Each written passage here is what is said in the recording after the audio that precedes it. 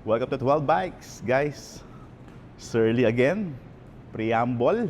Size extra small again. Para sa mga 4'11 and 5'2 na rider. So, ganda, no? Chromoly to, guys, ha? Chromoly steel. So, kasama rin yung fork niya, chromoly din. Ang maganda rito, meron tayong extra small, meron tayong medium and small. Yung large and extra large, hindi ko alam kung meron pa sa bodega. Ano? Alam niyo, pag surly talaga eh. Astig. Color black. Hindi ko alam. Pero parang gray eh. Gray oh. Yeah, color black. Color black siya. So, ang price nito is 32,000 pesos.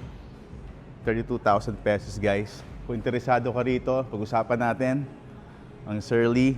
So, ang dami niyang provision for bike rack.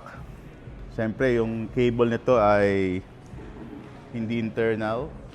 External cabling to. Kasi nga chromoly. Pero ang dami niyang provision for battle cage, battle holder.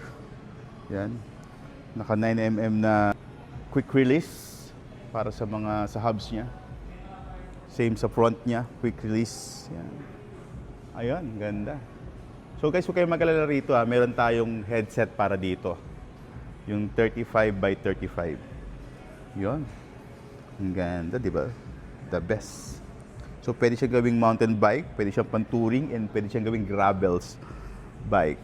Yun, guys. Interesado ka? PM lang sa 12 Bikes. Thank you.